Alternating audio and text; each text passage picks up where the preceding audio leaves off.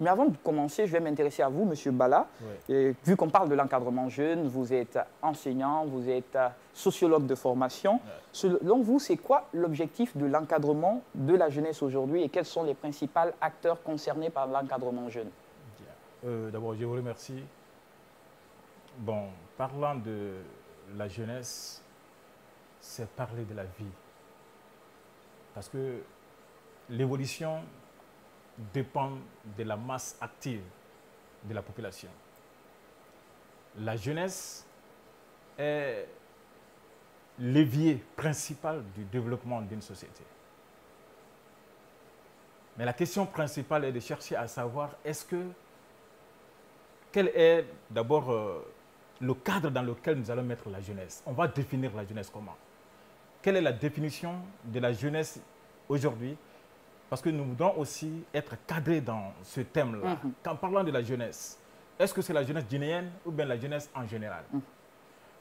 Parce que la définition de la jeunesse peut dépendre aussi d'une société à une autre. Oui. Parce que c'est beaucoup basé sur l'évolution psychologique de la société. Les jeunes qui sont là, s'ils ne sont pas encore... Parce que nous parlons de l'évolution de l'homme dans la société, nous allons parler de la petite enfance, de l'enfance, de l'adolescence. L'adolescence et la jeunesse sont un peu confondus dans certains cadres. Parce que c'est un peu le passage de l'âge de la puberté à l'âge de la jeunesse, qui peut être l'adolescence. C'est là que l'homme essaie de présenter une certaine crise en soi, qui refuse, qui n'obéit plus à l'autorité parents, parentale, qui n'obéit pas à l'autorité. Si vous remarquez très bien, les grandes manifestations qu'on remarque, ce sont les adolescents. Les jeunes sont un peu à l'écart, mais les adolescents sont sur le terrain. Ils n'ont aucune peur, c'est-à-dire l'adolescent ne ressent aucune peur. Donc, si on parle de la jeunesse, nous allons un peu approcher l'adolescent à ce groupe-là. Et la définition également de l'adolescent d'aujourd'hui au XXIe siècle peut dépendre de l'âge, l'âge de la personne. Aujourd'hui, vous allez voir une personne qui a 30 ans, mais qui ne se comporte pas exactement comme un adolescent. Son comportement est un peu visible comme celui d'un enfant. Effectivement. De l'enfance à la petite enfance. Une maturité. Mais qu'est-ce qui provoque tout ça là? Je pense que c'est la question principale de ce thème-là. Donc, parlant de l'encadrement, les acteurs principaux, nous allons d'abord prendre la famille. La famille. La famille est la donnée première de l'encadrement d'un enfant. Et c'est si il doit y avoir un rapport entre la famille et l'État, qui est le second, parce que l'État, l'encadrement de l'État passe par... Les parents. Non, passe par les écoles, les institutions, les universités ou les écoles primaires, tout ça là. C'est l'État qui organise tout ça pour l'encadrement de l'enfant. Bon, aujourd'hui, la question principale, est-ce que c'est l'État qui a démissionné dans l'encadrement de l'enfant, de la jeunesse, ou c'est la famille qui a démissionné? Donc, ensemble, je ne sais pas si notre collègue peut... Elle interviendra aussi certainement parce que c'est pour ça qu'elle est là. Merci déjà d'avoir posé les bases de cet échange et de ce débat. Justement, durant l'émission, nous aurons peut-être l'occasion de toucher le rôle de la famille, le rôle de l'État, le rôle de l'école pour ensemble situer les responsabilités, qui des deux a démissionné et comment chacun a démissionné à sa façon. Aïchou, une question avant qu'on continue ou bien... Oui, par rapport à ce passage de la puberté. En fait, c'est là qu'en fait que tout se joue par rapport au conseil des parents. Est-ce que c'est pas à partir de là que quand un parent échoue, que l'enfant passe en tête, mais dévie un peu les consignes des parents? Bon, ça a une grande cause là-dessus. Ça joue beaucoup sur la désobéissance parentale. Mais c'est naturel. Aucun homme, c'est-à-dire tous les hommes qui existent ont traversé ce temps-là. Mais la partie la plus importante, avant de parler de l'encadrement de la jeunesse, c'est l'encadrement d'abord de l'enfance. Et c'est le fait d'habituer d'abord l'enfant, de faire croire à l'enfant que les parents sont capables de résoudre tout savez, lorsque les parents ont de l'argent, ils ont des moyens, c'est dans ce sens-là. Parce que regardez, l'avenir d'un enfant issu d'une famille pauvre et celui d'un enfant issu d'une famille riche, aisée. C'est différent. L'enfant de la famille pauvre sait que ses parents n'ont rien. Il se bat pour changer la situation précaire de sa famille. Mais après, il y en a aussi qui deviennent délinquants parce qu'il n'y a pas les moyens, il va aller jouer les jeux de hasard, il va se mettre dans la mauvaise compagnie, profiter dans la drogue pour au moins avoir un peu, pas peut-être dans le but d'être dépravé, mais vu que la vie ne lui offre pas grand-chose comme choix, il va accepter les petits pour subvenir aux besoins de la famille, au moins pour juste... Il arrive quand même que des enfants aussi pauvres, d'ailleurs, se retrouvent même dans... Même riches aussi, hein, oui. Même riches. Oui, mais... Voilà, ce que nous avons retenir, c'est que dans la généralité, dans tous les cas sociaux, il n'y a pas de généralité. Mais c'est le pourcentage que nous devons tenir compte. D'accord. 90%.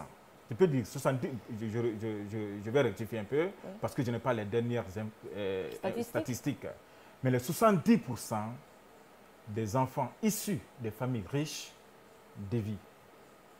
D'accord. Les 70% des enfants issus des familles pauvres réussissent dans leur vie. D'accord, ça marche. Maintenant, à quel niveau se situe le problème? Parce qu'on remarque avant nos sociétés, d'où j'ai posé la question des acteurs, quand un jeune faillissait, n'importe qui pouvait s'en occuper. On pouvait voir un grand frère dans le quartier qui le prend, il le récupère, il lui donne une fessée, il dit « écoute, tu ne fais pas ça ». On pouvait voir des gens qui s'indignaient quand un jeune faisait par exemple des injures grossières, qui s'indignaient. Quand un jeune dérobait quelque chose, des gens autour qui s'indignaient. Mais aujourd'hui, on a l'impression que ce n'est le problème de personne. Les parents, avant, on se dit, même les parents, parfois, quand l'enfant, par exemple, commence à fumer de la drogue à l'école, il a 18 ans, il fait le lycée, on convoque ses parents. Parfois, ses parents ne viennent même pas à la convocation. Parfois, on renvoie un enfant parce qu'il se comporte mal à l'école. Ses parents disent, vous n'avez pas le droit de faire telle sanction à mon enfant. Moi, mon enfant ne lève pas la main sur lui. Aujourd'hui, vraiment, à quel niveau se situe tout le problème? Donc, ça, la question principale, c'est lié au passage d'une société socialiste à la société capitaliste. OK. Donc, on peut dire que c'est le capitalisme qui est responsable. responsable. Une société socialiste, là, tous les biens sont mis en commun. Votre enfant et mon enfant, c'est l'enfant de tout le monde. S'il réussit, il réussit pour toute la société. Mais lorsque la société est capitaliste, où le matériel est mis au centre des débats, là, chacun voit son enfant comme un capital, un bien qui doit apporter quelque chose à la famille. Donc, vouloir abîmer ce bien, c'est comme si vous vous attaquez à la caisse d'épargne d'une famille, d'une personne. Mais je voudrais rebondir sur ce que vous venez de dire. À force de vouloir en fait chuchoter son enfant pour certains parents, c'est ce qui pousserait d'autres enfants aussi à faire ce qu'ils veulent, parce qu'ils se disent que si je vais à l'école et que mon professeur me tape ou me renvoie, que mon papa me soutient. Voilà, mon papa me soutient, je suis libre de faire des ce que je veux. Des papas qui viennent engueuler même des responsables. En fait, est-ce qu'aujourd'hui, les parents ne devraient beaucoup pas plus s'impliquer et donner la latitude, c'est-à-dire que le système éducatif guinéen revoie un peu la copie pour vraiment aider nos frères dans les universités, dans les lycées, parce que c'est de là que partout, hein, c'est-à-dire du lycée, à partir du, comment on dit ici, 7e, non? Quand il y a la 6e, oui, de la 7e, et jusqu'à l'université. Est-ce que ce n'est pas de là que partout? Mais vous voyez, souvent, essayons de situer les problèmes juvéniles de façon géographique. Vous savez, de la façon dont les jeunes dans la capitale s'y comportent, ce n'est pas la même chose que les enfants. Tout à fait d'accord. Effectivement. Ça, c'est la première chose. Et qu'est-ce qui fait cela? Vous savez, dans la capitale, la plupart, les 90% des écoles sont privées, où l'enfant, les parents payent pour l'éducation de l'enfant. Donc, l'enfant est considéré comme un client, c'est-à-dire les écoles sont des boutiques. Les élèves sont des clients. Il serait difficile que l'école rejette un enfant, un client. Même si c'est entre l'élève et l'enseignant, c'est l'enseignant qu'on blâme. Effectivement. On demande à l'enseignant de faire attention, de ne pas faire fuir les élèves. Parce que l'objectif des écoles privées, c'est le gain. C'est le matériel.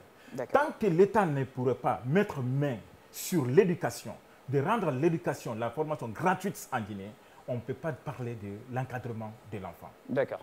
Et surtout, les jeunes de la capitale sont des projecteurs de l'intérieur du pays. Tout ce que les jeunes de la capitale font, les enfants de l'intérieur essaient de les imiter. Et en plus de cette question disons, de l'école, de la privation de l'école, de la formation, parlons aussi de l'apport des nouvelles technologies de l'information. Aujourd'hui, tu as ton enfant. Ce que tu donnes à ton enfant est là.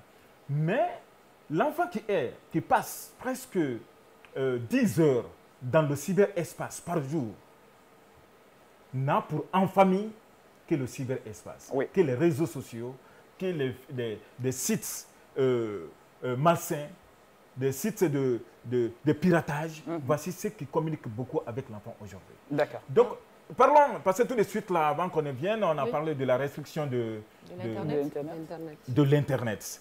Seulement, c'est le fait que cette restriction a été de façon globale. Avant de faire ça, la restriction de l'Internet est un droit, mais pas, c'est aux enfants. Il y a un âge donné auquel on doit interdire l'accès à l'Internet. D'accord, il n'y a pas de souci. Marthe, je vais m'intéresser à toi rapidement. On parle de la jeunesse et aujourd'hui, la jeunesse, vous êtes accusée de tout. Il faut le dire sur ce plateau. Comme si tu vous êtes vieux, je suis plus vieux qu'elle. Je peux me la péter quand même. Vous êtes vus comme des rebelles, comme des gens qui n'obéissent pas à l'autorité parentale. Ça se cache pour aller en boîte de nuit. Ça fait des rencontres, ça fait des house parties. Ça s'identifie à des modèles de stars américaines, de bling-bling. On joue les Kardashian, on joue les Angelina Jolie. Il y a un tas de choses. Les parents vous accusent de tout. Ah, l'enfant ne m'obéit plus. Quand je lui parle, il ne m'écoute pas. Le problème se situe à quel niveau? Est-ce parce que parfois les parents, ils vous emprisonnent trop? Ils ne vous donnent pas le temps de votre espace. Parfois, vous avez envie de sortir, rentrer, mais papa est trop strict. Donc, le jour où je sors, je me dis, bon, aujourd'hui, je prends les congés, c'est à fond. Le soir, je rentre, on règle comme on règle. C'est quoi le problème? Le problème est que les parents, en fait, je pense que la plupart des parents ne donnent pas la permission à leurs enfants. Ils ne communiquent pas avec leurs enfants. Ils ne demandent pas ce que les enfants veulent. Ils n'écoutent pas les enfants. Quand tu as le temps d'écouter ton enfant, il peut, même quand il a des problèmes, il peut t'en parler. Mais si tu es sévère, tu l'emprisonnes, tu l'empêches de sortir. Genre, à chaque fois qu'il te demande la permission, non. Est-ce que ça vous empêche d'ailleurs de sortir? Parce que parfois, vous sautez les murs. Je ne dis pas que c'est ton cas parce que je suis sûr que tes parents te regardent. Je ne vais pas dévoiler quoi que ce soit. Je ne dis pas que c'est ton cas. Mais est-ce que même ces restrictions-là vous empêchent parfois? Vous allez au-delà? Ça n'empêche personne de sortir. Hein. D'accord. Tu attends que les parents dorment et puis tu ouvres la porte, tu sors. Je ne suis pas responsable de ce que tu dis. Tu es responsable de ce que tu dis. En fait, moi, je voudrais savoir, tu disais tout à l'heure que tu étais étudiante en communication et tout. Quels sont tes rapports aujourd'hui avec tes parents? Parce que nous, jeunes filles, on est souvent beaucoup plus, par rapport à moi, je suis plus d'accord avec mon père qu'avec ma mère. Il y a plus de bons rapports avec le père qu'avec la mère. C'est quoi aujourd'hui tes rapports et comment aujourd'hui tu t'identifies par rapport à cette jeune Guinéenne que tu vois un peu sur les réseaux sociaux, les influenceuses? Comment est-ce que toi tu vois ça? Comment est-ce que tu qualifierais les réseaux sociaux? Oui, et par rapport à tes rapports avec tes parents. Les parents. Bon. Est-ce que tu as des bons rapports avec tes parents? De très bons rapports avec mes parents. Seulement le côté où on n'est pas d'accord, c'est la permission pour sortir. Ben voilà. D'accord. La permission pour sortir. Oui. Et toi, tu aimerais sortir très souvent? Oui. J'aimerais bien sortir, mais parfois, ils refusent parce que je suis la seule fille. Et puis, ils m'empêchent parfois de sortir parce que je suis seule. D'accord. Quelles sont les conditions évoquées souvent? Parce que parfois, les parents, il faut qu'on les jeunes, les jeunes souvent, les jeunes souvent, on n'essaye pas de comprendre le point de vue des parents. On va voir le parent qui est strict, mais après, il y a des raisons derrière. Quelles sont les raisons souvent que les parents évoquent, par exemple, pour t'interdire de sortir? Qu'est-ce qu'ils évoquent comme raison? Et toi, en réponse, quels sont les arguments en tant que jeune que tu pourrais donner pour un parent qui ne veut pas que tu sortes? Par exemple, maman, quand tu lui dis que tu veux sortir, elle te dit carrément, avant, quand nous on sortait, il n'y avait pas le sexe, il n'y avait pas ça. Ah d'accord, ils s'identifient à leur époque. Oui. Ouais. Et puis après, eux, ils sortaient parfois sans permission, hein, mais quand toi, tu veux sortir sans permission, c'est un problème. Après, elle te dit, toi, tu es seule, tu ne peux pas sortir comme ça, il faut que quelqu'un t'accompagne. Problème de sécurité. Il fait nuit, qui va te raccompagner la nuit. Et puis, bon... Parfois, je la comprends parce qu'il y a papa qui veille quand je sors, il y a papa qui veille juste à ce que je rentre. Alors, je voudrais rebondir sur ta question et ramener cette question au sociologue, comme quoi, en fait, est-ce que c'est pas aujourd'hui la perversité qu'il y a dehors qui pousse les parents, en fait, à empêcher les enfants à sortir? Parce que dehors est dangereux. Le dehors est dangereux. On voit des prédateurs sexuels partout, des gens qui agressent. Ouais. Si vous remarquez beaucoup, le premier instinct d'un parent, c'est la sécurité de son enfant. Comment protéger son enfant. Si le parent déjà, aujourd'hui, vous pouvez rester chez vous et vous entendez vous regardez le journal, vous dites voilà, aujourd'hui une fille a été retrouvée morte. Un corps sans vie a été retrouvé tant. Et vous êtes dans une société où la police ne fait pas d'enquête. Il n'y a pas une enquête qui peut élucider ces genres de meurtres. Parce que la police est limitée, il faut le préciser. Dans les moyens, sinon, c'est pas... Non, on ne va pas parler de ça, parce que le moyen spécial d'un policier ou d'un gendarme, c'est sa perspicacité, c'est son engagement. On n'a pas besoin de moyens pour savoir, pour s'engager dans la manifestation de la vérité. D'accord. Est-ce que vous voyez? Mais un parent qui écoute ça, il n'a pas confiance à la sécurité. C'est-à-dire l'insécurité est à un niveau élevé. Lorsque la sécurité serait là, le parent pouvait laisser son enfant sortir. Ça, c'est le premier aspect. Deuxièmement, l'enfant et le papa jouent, les parents jouent au cache-cache. C'est-à-dire, l'enfant se cache de ses parents pour faire certaines choses. C'est la question principale. Si tu es une fille, est-ce qu'une fois vous avez présenté un jeune à votre papa pour dire papa, c'est mon petit ami? Marthe, tu l'as déjà fait? Oui, je l'ai fait. Voilà. Est-ce que le papa a porté confiance à ce petit ami quant à sa façon de se comporter? Parce que la première vision d'un papa, c'est l'habillement d'abord de ton petit ami. Est-ce qu'il est sérieux? Il s'inspire d'abord, parce que lui, ce qu'il a fait, s'il était là, il n'allait pas être aujourd'hui construire une famille. Mais pour voir un jeune qui est capable de construire une famille, c'est à la toute première vision. Donc le papa, vous avez présenté une première personne. Est-ce que le papa vous a fait savoir que vraiment, je suis d'accord que tu sortes avec ce dernier, mais je n'ai pas confiance en lui? Est-ce que cette communication s'est passée entre vous? Non. Voilà. Quand je l'ai présenté, mon petit ami, il était d'accord. Il n'a pas trouvé... Parce qu'il avait l'air sérieux. Oui, mais après, cela ramène aussi aux différentes coutumes. Vous savez, il y a certaines coutumes en Guinée, par exemple, chez les parents qui ne causent pas avec les enfants. C'est pas permis déjà d'avoir un copain si un vous petit voulez ami, aller très loin. D'où les sujets tabous entre parents. Je voudrais... Ça, c'est la première question. La deuxième question... D'accord, Aïchou, tu vas résumer ta question parce que nous avons très peu de temps. Oui, la deuxième question, c'est le fait que les parents aujourd'hui sortent le matin, ils rentrent le soir. Le travail. Et le travail qui s'occupe des enfants au final. En 2 minutes, parce qu'on est pris par le temps. Non, bien sûr. Par rapport à la première question, je vous réponds tout de suite. Vous savez, les parents, comme je l'ai dit, leur premier instinct, c'est la protection de leurs enfants. Ça, personne, on ne peut pas du tout juger sur ça. Deuxièmement, par rapport à la deuxième question, vous dites... C'est par rapport au travail. Les parents travaillent tous aujourd'hui. Qui s'occupe au final? C'est ce que je dis. Tout ce que nous sommes en train de vivre aujourd'hui, c'est le transfert d'une société socialiste à une société capitaliste. Les gens sont derrière l'argent aujourd'hui. C'est-à-dire, aller au travail, c'est mieux que de surveiller ses enfants. Pourquoi la femme, aujourd'hui, on parle du travail de la femme? On parle du travail de la femme parce que l'argent est mieux que son enfant qui est là. Sinon, la mission première d'une femme, c'est de veiller sur l'éducation des enfants.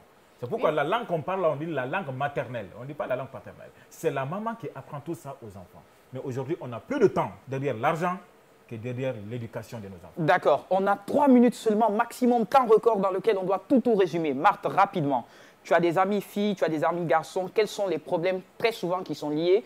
Les pressions que vous subissez, que vous aimeriez que vos parents changent pour ne pas vous rendre rebelles? Qu'est-ce que vous aimeriez que vos parents comprennent aujourd'hui? Tu as l'occasion d'être à la télé, parler au nom de tous ces jeunes aujourd'hui. Qu'est-ce qui pourrait faciliter votre dialogue avec vos parents, les écouter et les obéir?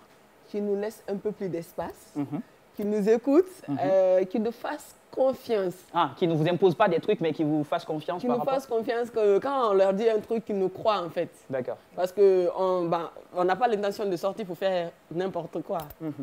Du coup, donc, qu'ils vous fassent confiance, qu'ils vous écoutent. Parce que moi, je connais des parents, même les associations, ils n'aiment pas que les jeunes y participent. Alors que ces associations aussi participent à la socialisation de l'enfant. Il apprend, il acquiert des trucs. Toi, aujourd'hui, par rapport aux associations, tout ce qu'il y a, aujourd'hui, si tes parents, s'il y a un ingrédient que tes parents devaient te donner pour que tu sois sage, ça serait lequel? Tu restes tranquille à la maison, pas de dégâts, rien. Après, l'enfant a le droit d'aller dehors pour découvrir aussi. Oui, découvrir. Peut-être, c'est quoi le plus important pour toi que tu attends d'un parent? Confiance. Au-delà de la...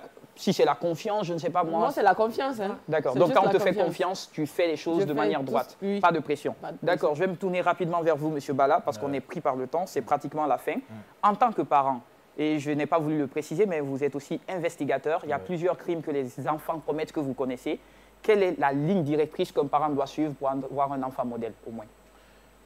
Bon, c'est d'abord avoir une famille restreinte. Famille restreinte. C'est pas de remplir la maison d'abord d'enfants. D'accord. Un enfant, 2 enfants, aujourd'hui, c'est ce qu'un homme du 21e siècle peut encadrer. D'accord. Après, vous voyez, ça c'est d'abord avoir la famille restreinte. Et habituer les enfants, il faut habituer tes enfants à ta façon, à ton niveau de vie. OK. Ne fais pas croire à l'enfant que tu es riche et pourtant tu ne l'es pas. D'accord. L'enfant demande quelque chose de 1 million et toi tu sais que tu n'es pas. Tu acceptes ça pour ton enfant. Tu es en train de transformer un enfant, franchement. D'accord. Il y a d'autres aspects, par exemple, parler du dialogue, parce que certains parents, désolé, ils ne dialoguent pas avec leur enfant. Le dialogue, le dialogue qu'on parle, les enfants ont besoin de la liberté. Ils veulent qu'on les laisse libres. Et c'est impossible. Oui, mais après, M. Bala, quand un enfant fait ses erreurs, il apprend parfois plus vite que de ce qu'on le conseille. Parce que parfois, on va vous dire des choses tant que vous n'avez pas heurté le mur. Alors, et parfois, tu reviens, tu dis, ah, papa, t'avais raison. Bien que ce soit des erreurs réparables. D'accord, erreurs réparables. Si c'est des erreurs réparables, il y en a. Mais il y a si vous laissez lui donner une certaine liberté à l'enfant, il va commettre des erreurs irréparables. D'accord. Là, ce qui va faire regretter l'enfant jusqu'à la fin de sa vie. D'accord, une liberté limitée. Une jeune fille qui tombe, par exemple, enceinte, avant de finir ses études. Il a bouleversé son avenir. D'accord, il n'y a pas de souci. Aïchou, voici des aspects. Mot de fin, Aïchou, rapidement. Moi, je dirais juste que la jeunesse guinéenne comprenne que le développement repose sur eux. D'accord, jeunesse guinéenne, comprenez que le développement repose sur vous. Apprenez à dialoguer avec vos parents, respectez les règles sociales, les normes sociales, ça y va de votre intérêt.